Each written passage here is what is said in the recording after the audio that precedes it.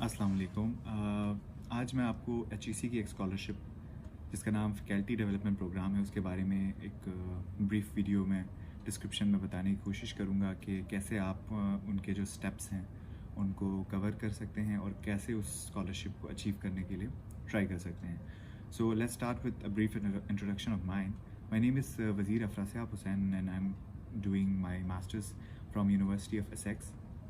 और मेरा एडमिशन भी यहाँ फैकल्टी डेवलपमेंट प्रोग्राम की बेसिस पे हुआ है। बेसिकली ये स्कॉलरशिप एचईसी एडवर्टाइज़ करती है कभी कभार साल में एक बार और कभी कभार साल में 2 बार भी हो जाते हैं, लेकिन नॉर्मली जो है साल में एक बार होती है या 2 साल में एक बार होती है। और ये उन यूनिवर्सिटीज़ के लिए फ़ायदेमंद साबित होती हैं जो कि न्यूली इस्टेब्लिश होती हैं, जिनमें फैकल्टी मेंबर्स रिक्वायर्ड होते हैं। तो बेसिकली होता ये है कि एचईसी जो है कैंडिडेट सेलेक्ट करती है और उन्हें अपॉइंट करती है और उन्हें फर्दर स्टडीज़ के लिए लाइक एमएस और पीएचडी के लिए फ़ॉरेन यूनिवर्सिटीज़ में जाने के लिए स्पॉन्सर करती है। और बाद में जब वो वहाँ से अपनी डिग्री कंप्लीट करके वापस आते हैं तो वो उन यूनिवर्सिटीज़ में जो कि पहले से लिस्टेड होते हैं उन यूनिवर्सिटीज़ में एज ए फैकल्टी मेंबर पढ़ा सकते हैं। अब 2019 में फैकल्टी डेवलपमेंट प्रोग्राम दोबारा से इनिशिएट हुआ और उसमें यूनिवर्सिटी ऑफ बल्तिस्तान का नाम भी था, जो कि एक न्यूली इस्टेब्लिश यूनिवर्सिटी थी जहाँ फैकल्टी मेंबर्स रिक्वायर्ड थे।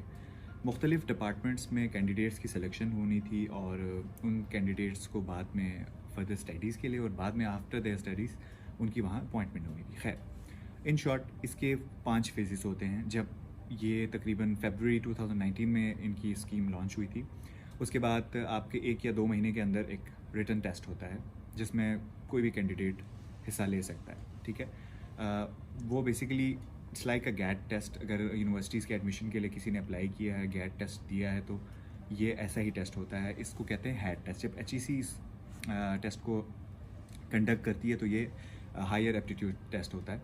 और इसमें वैसे बेसिकली यही होते हैं कि कुछ पोर्शंस होते हैं 30% English, 30% quantitative questions and 30% analytical questions. तो अगर आपका आईक्यू लेवल अच्छा है और आपकी प्रेजेंस ऑफ माइंड अच्छी है तो आप इस टेस्ट को कम्पीट कर सकते हैं।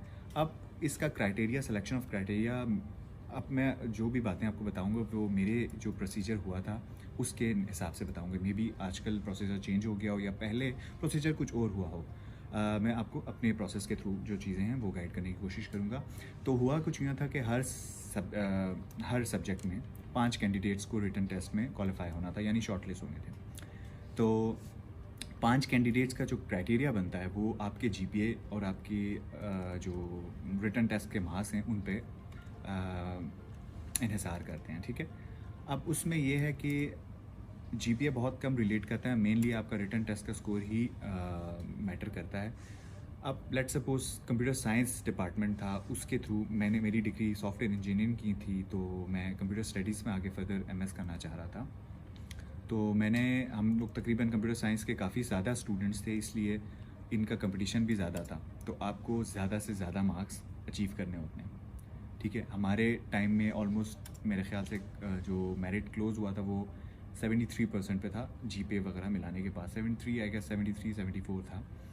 और 5 कैंडिडेट शॉर्ट लिस्ट हुए थे। अब एक मुख्तलिफ डिपार्टमेंट की मैं अगर बात करूँ तो एक डिपार्टमेंट है जिसमें सिर्फ 3 कैंडिडेट्स ने अप्लाई किया हो और वहाँ सिर्फ एक कैंडिडेट के मार्क्स 52 आए हों और बाकी 2 कैंडिडेट्स 50 से नीचे हों उनके मार्क्स। तो सिर्फ वो जो 52 वाला जो कैंडिडेट था वो सक्सीड हो चुका है, उसमें शॉर्टलिस्ट होगा और वही अकेला मेंबर होगा। सेकंड से स्टेज जो होता है वो होता है शॉर्टलिस्टिंग का। शॉर्टलिस्टिंग आपके 5 कैंडिडेट्स की होती है हर डिपार्टमेंट की, मैक्सिमम ऑफ 5 कैंडिडेट्स। तो शॉर्टलिस्टिंग के बाद जो थर्ड फेज़ आता है, शॉर्ट लिस्टिंग में भी वही एग्रीगेट वाली सीन होते हैं और मैं आपको ये ऑलरेडी समझा चुका हूँ। नंबर 3 में होता है आपका इंटरव्यू, एचईसी इंटरव्यू।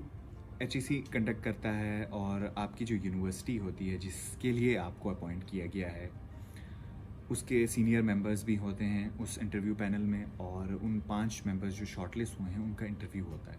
अब इस इंटरव्यू, ये सबसे इम्पॉर्टेंट इंटरव्यू यही इंटरव्यू होता है आई गेस मेरे हिसाब से, क्योंकि आप इसी के बाद ही आपका जो मेन प्रोसेस जो है वो स्टार्ट हो चुका होता है। इंटरव्यू में बेसिकली आपकी इंग्लिश जज करते हैं। ठीक है, आपके जो एरिया ऑफ इंटरेस्ट हैं, आपका रिसर्च प्रपोजल या फिर पीएचडी स्टूडेंट्स के लिए रिसर्च में प्रपोजल बहुत मैटर करता है। पूरा का पूरा इंटरव्यू रिसर्च प्रपोजल पे ही होता है। और एमएस कैंडिडेट्स के लिए आप ऐसा चाहिए कह सकते हैं कि आपका एरिया ऑफ इंटरेस्ट या फिर आप क्या करना चाह रहे हैं और आपको वैलिड रीजंस देने होते हैं कि आपने इस चीज़ को क्यों परस्यू करना है और इन फ्यूचर जब आप पाकिस्तान लौट के आएंगे तो इसका क्या यूज़ होगा। अब जो इंटरव्यू में मेनली जैसा मैं बता चुका हूँ, आपकी इंग्लिश आपके एरिया ऑफ इंटरेस्ट पे ज़्यादा फोकस करते हैं। मुझे भी तब गाइडलाइन नहीं थी, लेकिन मैं बहुत शुक्रगुज़ार हूँ उन दोस्तों का, उन सीनियर्स का जिन्होंने मुझे गाइड किया इस बारे में कि आपके एरिया ऑफ इंटरेस्ट को ज़्यादा सर्च करते हैं, आपके मोटिवेशन, आपके स्टेटमेंट ऑफ पर्पस को ज़्यादा देखा जाता है कि भाई क्यों जाना चाह रहे हो, आपके क्या मोटिवेशन है इसके पीछे। खैर, इस शॉर्ट लिस्टिंग के बाद जो फेस होता है वो सबसे इम्पॉर्टेंट होता है। जैसे कि मैं बता चुका हूँ आपको, आपकी सिलेक्शन होती है, ठीक है। सिर्फ एक कैंडिडेट की सिलेक्शन होती है प्राइमरी कैंडिडेट के तौर पे। हर डिपार्टमेंट में वो हो सकता है कि वो पांचों के कैंडिडेट को रिजेक्ट कर दें, हो सकता है वो पांचों कैंडिडेट में से सिर्फ एक को सेलेक्ट करें, क्योंकि और कोई ऑप्शन ही नहीं है, ठीक है। अब हम मेरे केस में ये हुआ कि या एक और बात, दो कैंडिडेट्स की सिलेक्शन होती है, primary candidate and alternative candidate. Primary candidate तो फिक्स है ना, आपका फिक्स हो चुका है, वो स्कॉलरशिप ले ही चुका है एटलीस्ट। लेकिन अल्टरनेटिव कैंडिडेट उस बेस पे ये लोग सेलेक्ट करते हैं कि भाई आया किसी प्रॉब्लम की वजह से या किसी भी वजह से अगर प्राइमरी कैंडिडेट इस पोजीशन को छोड़ देता है, इस स्कॉलरशिप को छोड़ देता है, तब वो लोग अल्टरनेटिव कैंडिडेट को कॉल करेंगे। और अगर अल्टरनेटिव कैंडिडेट भी इस पोजीशन को छोड़ देता है तो वो थर्ड कैंडिडेट को नहीं बुलाते, वो पूरी की पूरी जो आपकी सीट रह गई है उसको दोबारा से लॉन्च करते हैं, एडवर्टाइज़ करते हैं। अब मेरे केस में आप लकीली कहें या जो भी कहें, लकीली कह सकते हैं। मेरे केस में यही हुआ, मैं अल्टरनेटिव कैंडिडेट था। प्राइमरी कैंडिडेट केपीके से ताल्लुक़ था उनका, उनका स्कोर भी बहुत अच्छा था रिटन टेस्ट में, लेकिन इंटरव्यू भी उनका बहुत अच्छा हुआ आई गेस, इसीलिए वो प्राइमरी कैंडिडेट थे। और वो जब उनकी सिलेक्शन हुई, आई डोंट नो व्हाई उन्होंने डेमोन्स्ट्रेशन के लिए अप्लाई नहीं किया, ठीक है। तो यूनिवर्सिटी ऑफ बल्तिस्तान ने फिर मुझे कॉल किया।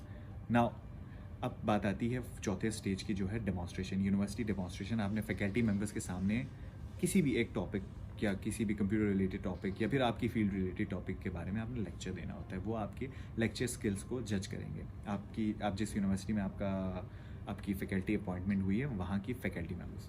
अब यूनिवर्सिटी बल्तिस्तान के केस में यूनिवर्सिटी ऑफ बल्तिस्तान के फैकल्टी मेंबर्स के सामने आपकी डेमोन्स्ट्रेशन होती है और आपने किसी भी एक टॉपिक पे डेमोन्स्ट्रेशन देनी होती है कॉन्फिडेंटली, और या कुछ भी आप कह सकते हैं। मेरी भी हुई थी, वो इंग्लिश में ही हुई थी सेम केस, और उन्होंने उस टॉपिक रिलेटेड काफ़ी क्वेश्चंस भी किए थे, जो कि वो भी काफ़ी टफ होता है, लेकिन बंदा जो है कॉन्फिडेंटली अगर उसको ग्रिप है किसी सब्जेक्ट पे तो वो इसको कवर कर सकता है। अब लास्ट एंड फाइनल स्टेज होता है, ये होता है आपकी फाइनल सिलेक्शन बोर्ड इंटरव्यू। हर यूनिवर्सिटीज़ का एक सिलेक्शन बोर्ड होता है जिसके थ्रू आपकी परमानेंट अपॉइंटमेंट होती है। ये एचईसी का रूल है आई गेस, तो इस वजह से आपकी अपॉइंटमेंट जो है एक सिलेक्शन बोर्ड के थ्रू होती है, वरना आप एक परमानेंट फैकल्टी मेंबर के तौर पे अपॉइंट नहीं हो सकते। तो लास्ट स्टेज हमारा यही था। तो इन स्टार्ट मैंने आपको बताया था फरवरी 2019 में हमारा ये एडवर्टाइज़ हुआ था पोस्ट, और दिसंबर 2019 में फाइनल सिलेक्शन बोर्ड का इंटरव्यू हमारा कंडक्ट हुआ था। उस फाइनल बोर्ड के इंटरव्यू में मुख्तलिफ एरिया सब्जेक्ट स्पेशलिस्ट और मुख्तलिफ यूनिवर्सिटीज़ के वीसी, सिलेक्शन बोर्ड के मेंबर्स और बहुत सारे मेंबर्स थे, ऑलमोस्ट 10 to 12 मेंबर्स थे। मुझे एग्जैक्ट फिगर याद नहीं है, लेकिन वो इंटरव्यू जो था वो थोड़ा रिलैक्सिंग था। उसमें यह था कि आपको ये कोई नहीं स्पेसिफिकली इंग्लिश में ही बात करनी है, आपने ऐसी कोई चीज़ नहीं थी, लेकिन वो लोग भी मेन आपका फोकस ये करते थे, भाई तुम बाहर क्यों जा रहे हो, क्या ऐसी चीज़ है जो आप बाहर अचीव कर रहे हो और पाकिस्तान में अचीव नहीं कर रहे हो, क्या ऐसी चीज़ है जो जब आप बाहर से पढ़ के आओगे तो पाकिस्तान में उसके क्या फ़वाइद होंगे। यानी वो आपके फ्यूचर की जो आउटकम्स है उसको जज करने की कोशिश कर रहे थे, और उसमें आपसे पूछते हैं कि हाँ किस कंट्री को आप फोकस कर रहे हैं, किस यूनिवर्सिटी को आप फोकस कर रहे हैं, दैट टाइप ऑफ थिंग्स, ठीक है। तो उस सिलेक्शन बोर्ड के बाद 2020 में हमें फाइनल अवार्ड लेटर मिला कि भाई you are now appointed as a blah blah blah, और ये आपकी स्कॉलरशिप मिल गई। पूरे एक साल के तकरीबन इंटरवल के बाद आपको ये स्कॉलरशिप इन्फॉर्मेशन होती है, टेक अ लॉन्ग टाइम। तो अब आपकी सिलेक्शन के बाद आपको कुछ, आपके ये भी एक बड़ा प्रॉपर चैनल है, ये भी बड़ा टफ टाइम होता है। आपने फर्दर अब एडमिशन्स के लिए चलें, स्कॉलरशिप तो आपको मिल गई है, आपकी अपॉइंटमेंट हो गई, लेकिन आपने एडमिशन, आपको एक इंटरवल टाइम दिया जाता है कि इतने महीनों के अंदर आपने कहीं ना कहीं से एडमिशन लेटर लेना है। तो प्रॉब्लम यहाँ आती है। खैर, आपके पास बहुत सारे ऑप्शंस होते हैं, आपको एक स्पेसिफिक अमाउंट ऑफ फंड्स दिए जाते हैं ट्यूशन फीस और स्टाइपेंड के में, जो कि फ़िक्स होते हैं हर यूनिवर्सिटी के। मुख्तलिफ होते हैं, कुछ यूनिवर्सिटीज़ के ज़्यादा होते हैं, कुछ यूनिवर्सिटीज़ के कम होते हैं। It really matters. खैर, आपके पास ऑप्शंस होते हैं। अब मेरे पास जो ऑप्शंस थे, यूरोपियन कंट्रीज़ थी और ऑस्ट्रेलिया मेरे सबसे जहन में पहले आया, क्योंकि एमएस सबसे पहली बार हमारे टाइम पे एडवर्टाइज़ हुआ था, एमएस की एजुकेशन। उससे पहले पीएचडी होती हैं, जिनके साथ ऑलरेडी एचईसी के एमओयू साइन होते हैं, तो वो उन यूनिवर्सिटीज़ में एडमिशन ले सकते हैं। अब एमओयूज़ की डिफरेंट टाइप्स होती हैं। अब एमओयू में कुछ डिस्काउंट मिलते हैं, कुछ एडमिशन्स में आसानियाँ होती हैं, इस तरह की चीज़ें होती हैं। खैर, एमएस की बेस पे कुछ भी नहीं था, तो हम लोग बहुत ब्लैंक थे, हमें पता नहीं था हमने करना क्या। खैर, आहिस्ता आहिस्ता हम लोग को चीज़ें समझ में आई। एचईसी, हमारी यूनिवर्सिटी ऑफ बल्तिस्तान के काफ़ी कोऑपरेशन के बाद चीज़ें थोड़ी थोड़ी क्लियर हुई। खैर, क्लियर इस ज़ुमरे में हुई कि सबसे पहले मैंने ऑस्ट्रेलिया के लिए ट्राई किया, ऑस्ट्रेलिया और न्यूजीलैंड के लिए। तो वहाँ की यूनिवर्सिटीज़ के जो फीसिस थी वो बहुत ज़्यादा थी, और हमें जो ट्यूशन फ़ीस के अमाउंट में ज़ुमरे में अमाउंट दी जा रही थी वो बहुत कम थी, तो वो मुझे ऑप्शन मिस करना पड़ा। मेरे जहन में ये था कि अमेरिका और यूके, ऑस्ट्रेलिया बहुत एक्सपेंसिव यूनिवर्सिटीज़ होंगी वहाँ की, तो मैं उनको ऑप्शंस को मिस करा गया और मैं यूरोपियन कंट्रीज़ की तरफ चला गया, जर्मनी, इटली, इस तरह की यूनिवर्सिटीज़ के लिए, कोरिया। अब वहाँ इटली में मेरा एडमिशन हो गया, तो मैं वहाँ भी एक अच्छा ऑप्शन है आपके पास, इटली। ठीक है, इटली में फ्री एजुकेशन है, आपकी नीड बेस्ड स्कॉलरशिप्स मिलती हैं। जर्मनी में फ्री एजुकेशन है। खैर, बहरहाल किसी दोस्त के थ्रू मुझे यूके का पता चला, और मैं ये अपनी पॉइंट ऑफ व्यू दे रहा हूँ, इसमें शायद लोगों का पॉइंट ऑफ व्यू डिफरेंट हो सकता है। यूके मेरे लिए बेस्ट इसलिए साबित हुआ क्योंकि मेरे पास जो अमाउंट मुझे मिल रही थी वो यहाँ उसी अमाउंट पे मुझे यहाँ एडमिशन मिल रहा था। ठीक है, और सबसे बेस्ट चीज़ यहाँ ये है कि मास्टर्स की आपको 1 साल में आपको मास्टर्स की डिग्री मिल जाती है। आपको 2 साल लगाने की ज़रूरत नहीं पड़ती, आप 1 साल में मास्टर्स की डिग्री ले लेते हैं। दूसरा, इंग्लिश स्पीकिंग कंट्री है, आपको कहीं भी लैंग्वेज बैरियर का सामना नहीं करना पड़ेगा। और यूके एक वर्सटाइल कल्चर वाली कंट्री है। लंदन, मैनचेस्टर, बर्मिंघम, ये बड़ी सिटीज़ हैं यहाँ की, नैक्सल। तो आप यहाँ किसी भी यूके में, तो आप कहीं भी किसी अच्छी यूनिवर्सिटी में एडमिशन ले सकते हैं, और आपको इंग्लिश बोलने वाले लोग ही यहाँ मिलेंगे, तो वो आपके लिए ज़्यादा प्रॉब्लम नहीं होगा।